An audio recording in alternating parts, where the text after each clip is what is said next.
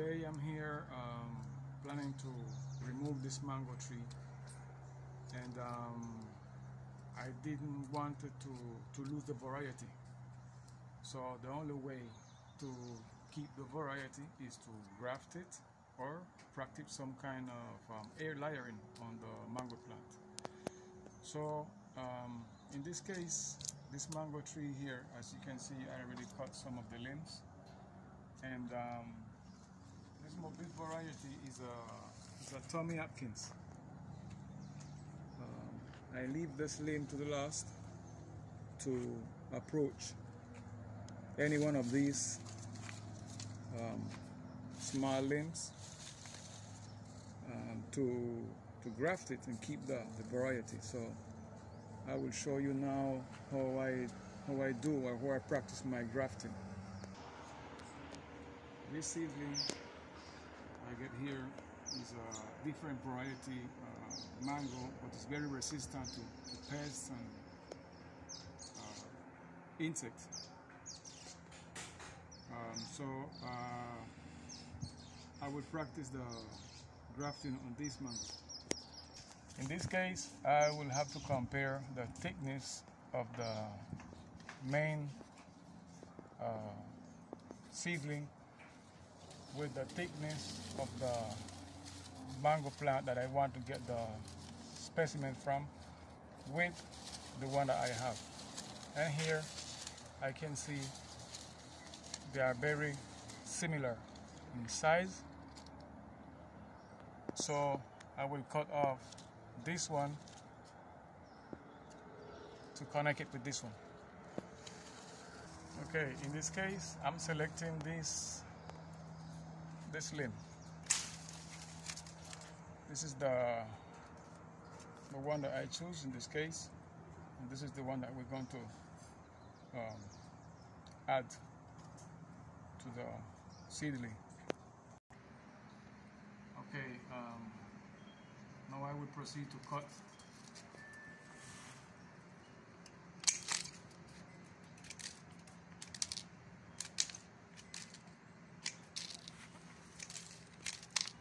And clean off most of the leaf, because what we need to see is a new sprout. It's kind of dirty, but I use alcohol to disinfect my cuttings.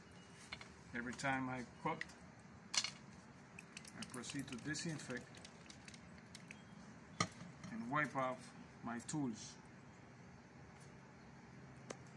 Okay, the next step is to cut the seedling. Clean cut.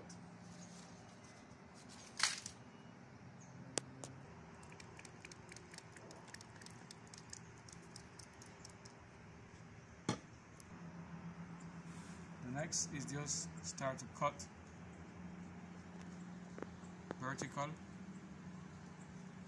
Very carefully. These kind of blades, they are very sharp. I use this kind of blade because they make a neat and clean cut. So I don't use the grafting knife much, because these blades offer me a better incision or cut. So there we go, we have a cut, and now I will proceed to cut off this one, but before I'm going to disinfect again.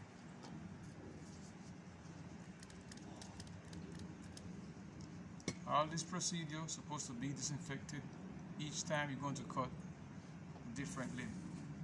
That way we won't transfer bacteria from one place to the other.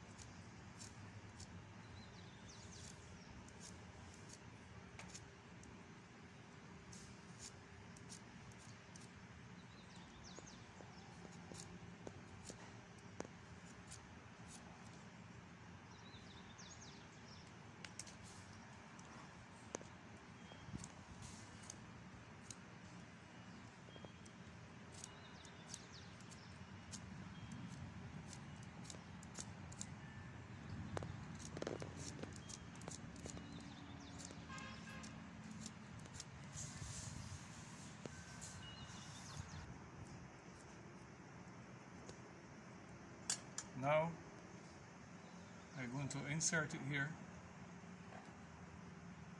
and you can see the cambium of the seedling is almost exact with the cambium of the limb that we removed from the other plant. As you can see all around. That's the most important, and we got to be almost exact in this case.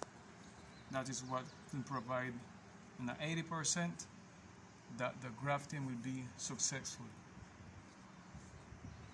Some people use paraffin, some people use other type of grafting tape. I use this normal green tape. It's just a plant tie tape. Use it to tie or do different stuff. But in my personal case, I use this green tape to tie my graftings also. So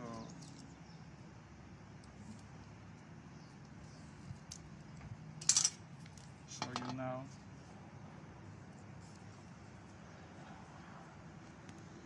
I always leave a piece and you start to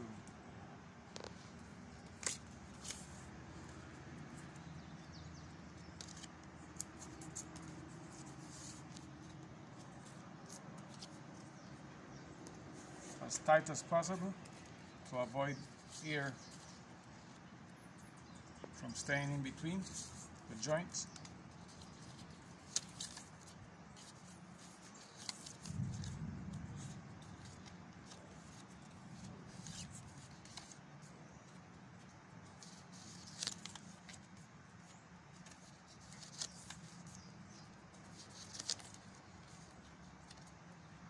And just make a tie.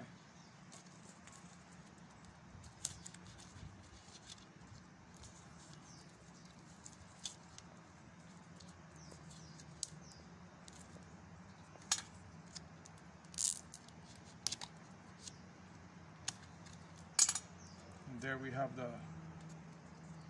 joint.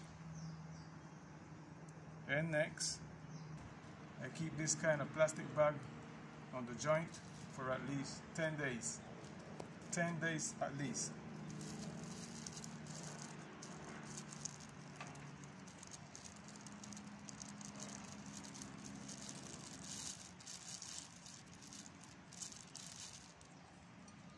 We also can use this is just a bread wire to keep the plastic bag from receiving insects or too much air inside.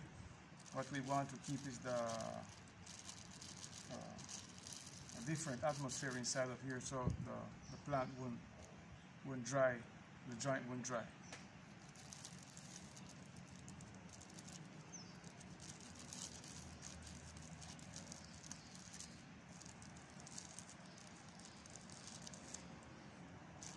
There we go.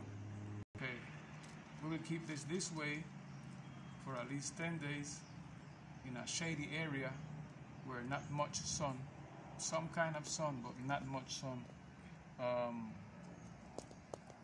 to see the joint heal together and just form what is the graft itself. So this plant will be placed in a shady area for 10 days first to see if the bottom will make some kind of activity. So, okay, the same practice was done on this avocado plant 3 years ago. I done it myself. Here is the joint still. It is inside of a 75 liters plastic planter, and this plant is almost ready to give fruits. This is an example of the potting grafted avocado plant. Here is the joint of the grafting, almost 3 years ago also, and this is a productive plant. It's just that we are not in the season right now, but soon we will have flowers and probably fruits coming. Okay guys, I hope this video was very instructive for you, or somehow learn or know how to practice grafting, and hope you enjoyed. See you next time.